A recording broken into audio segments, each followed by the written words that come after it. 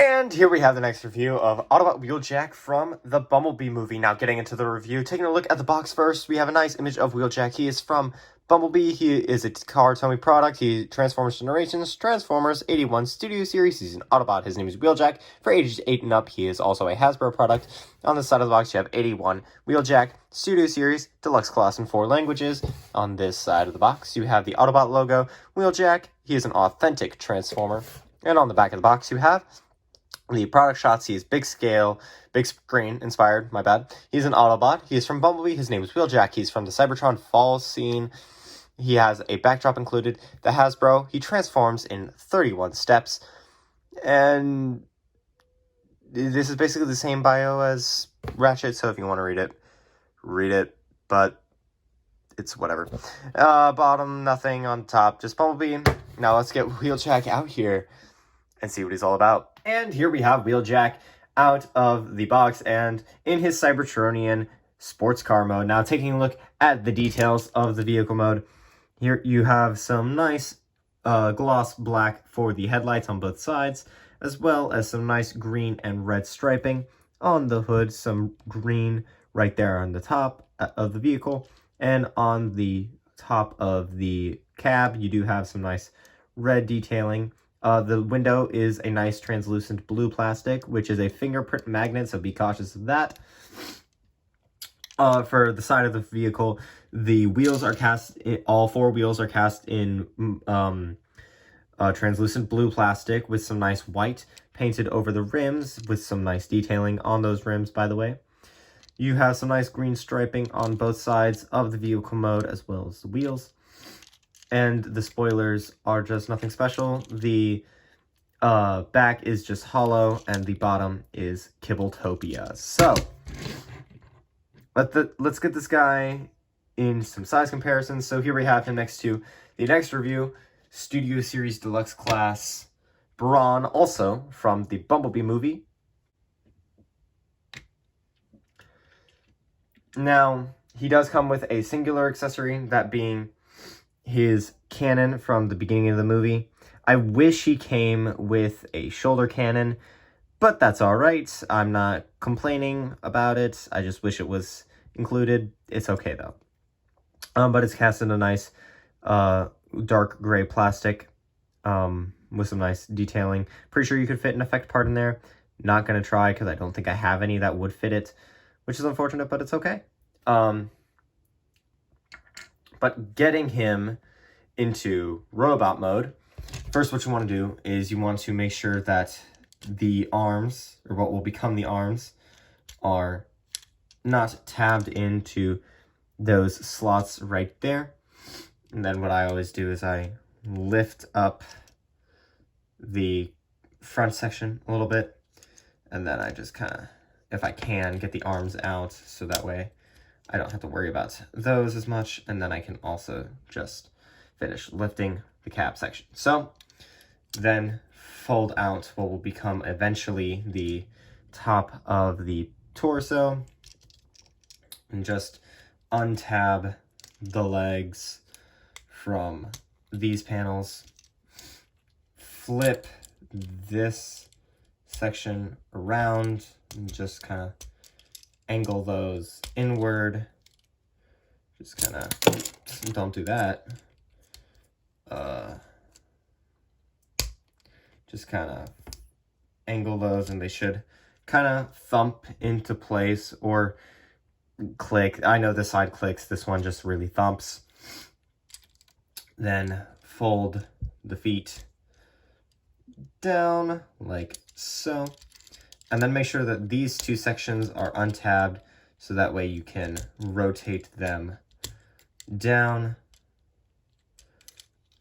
Or you rotate them the other direction, don't you? No, you rotate them this way.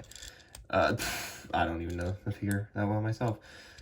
Just untab the feet, and if it becomes kind of an arduous task to do so, I guess I'm gonna have to rotate them. Nope, I don't know why they're fighting me today. I guess, whatever. Then just lift up this section and fold it down. Make sure that this section is like so. So that way, I don't really know. Just get it.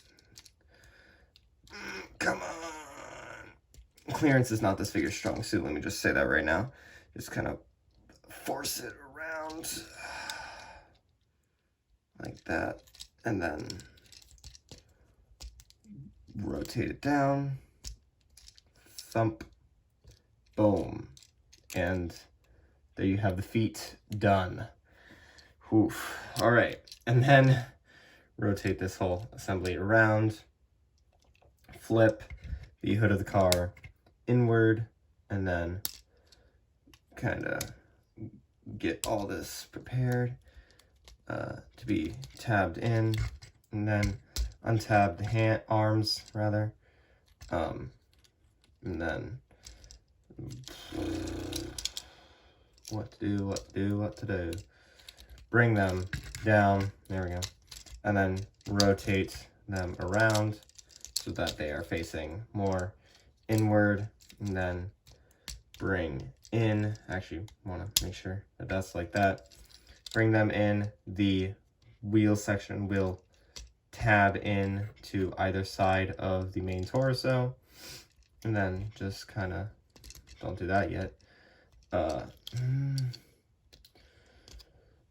make sure that this is down enough so that it tabs in, and then just bring that down for the Autobot symbol, rotate the head around, flip up the wings, and there you have Wheeljack in his robot mode. And it is a very nice looking robot mode. I will give it that. However, it's such a pain to get him into this, and it's very frustrating a lot of the time to get him there. But taking a look at the details of him, you do have some nice silver for the face, as well as some metallic blue for the eyes, and the the gunmetal for the mouth plate and the head, or silver for the mouth plate, gunmetal for the head, my bad, and some nice metallic blue for both the eyes and the light up ears. A nice green on the torso with the Autobot symbol, and the red is just from the vehicle mode. And then the arms are really nice with mechanical detail. Same for the thighs and the legs. The shins have some nice green detailing on them, and the feet are unpainted. Well, they're painted, but they're still like the same color as everything else. On the back, nothing really to sing home the praises of. Just a port, or a couple ports, and some hinges and all that jazz. But for the robot mode, here we have him next to the previous review of Studio Series Bumblebee movie Ratchet. And here we have him next to his G1 counterpart. I don't have a G1 Ratchet figure, but we do have him next to his G1 counterpart of Earthrise Wheeljack, which I will eventually review at some point. And just for fun, because it's basically going to be like a running thing with the rest of my toy reviews, here we have him next to the NECA 6-inch ghost face, so you can get him next to a 6-inch figure.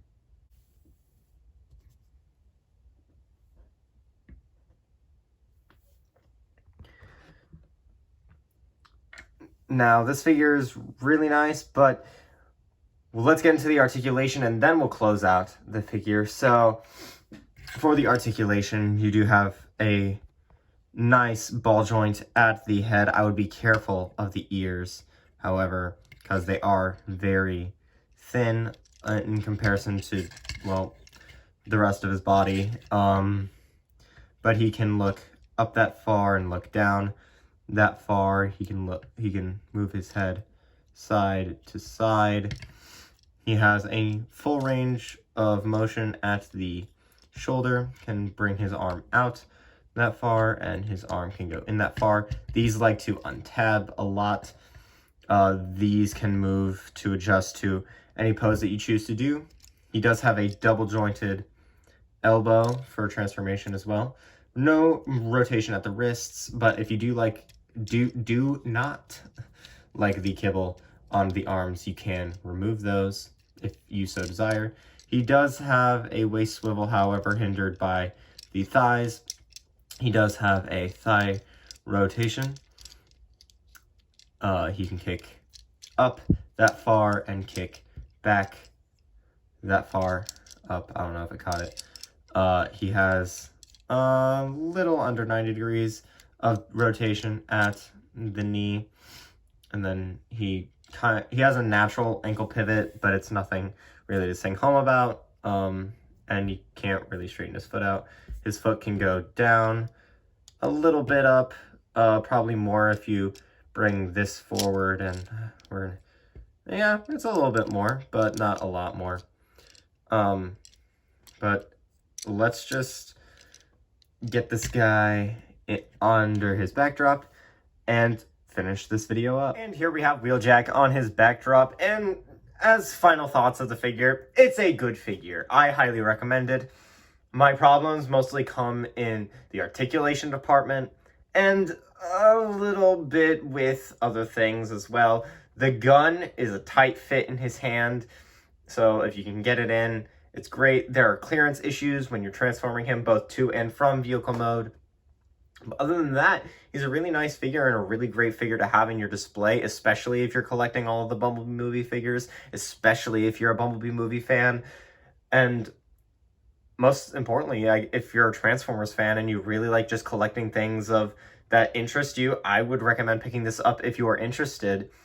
I'll leave a link if I can find one. It shouldn't be that hard. It's a relatively new figure.